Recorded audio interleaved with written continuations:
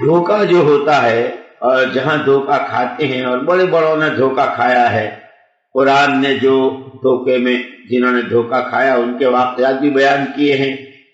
اور جو اس دھوکے سے بچ گئے ان کے واقعات بھی بیان کیے ہیں۔ اسی لیے قرآن نے بہت پیار کے ساتھ یہ سمجھایا ہے، یا ایھا الناس ان وعد اللہ حق فلا تغرنکم الحیات الدنیا ولا یغرنکم باللہ الغرور۔ لوگوں، اللہ کے جتنے وعدے ہیں اور جتنی وعیدیں ہیں، ایمان پر، تقوی پر، توکل پر، صبر پر، نمازوں پر، روزوں پر، اللہ کے دین کی محنت پر، خدا کی مخلوق کو راحت پہنچانے پر، کسی کے راستے سے تکلیف دہ چیز ہٹانے پر، کسی بیمار کی بیمار پرسی کرنے پر، یتیم بچے کے سر پر شفقت ہاتھ رکھنے پر، کسی کا بجھا ہوا چولہا جلانے پر، کسی بیمار کی بیمار پرسی کرنے پر،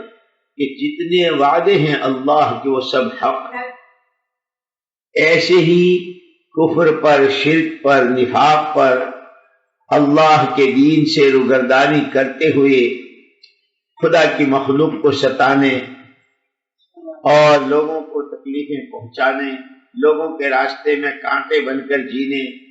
اڑوسی پڑوسی، میاں بیوی،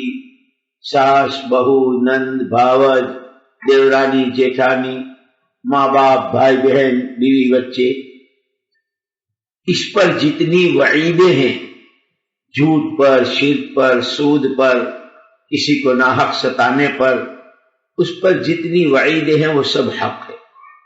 یا ایھا الناس ان وعد اللہ حق،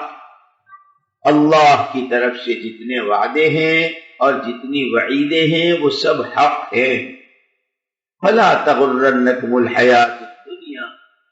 یہ دنیا کی تھوڑی سی چمک دمک، یہ چند روزہ زندگی، یہ اچھل کود، یہ اچھے سامان، یہ چمکیلے اور بھڑکیلے سامان، یہ زمیندارہ، یہ اونچے مکانات، یہ بلڈنگیں، یہ زیورات، یہ قسم قسم کے فرنیچر، اور یہ کارخانے، یہ فیکٹریاں، یہ عہدے، یہ حکومتیں، یہ سونے چاندی کے ڈھیر، یہ تمہیں دھوکے میں نہ ڈال دے۔ اور سب سے بڑا دھوکے باز تو شیطان ہے، کہ جس نے آدم و حوا علیہ السلام کو دھوکہ دیا تھا میٹھے میٹھے بول بول کر۔ ایسے تمہیں اپنے ماں باپ سے نصیحت حاصل کرنی ہے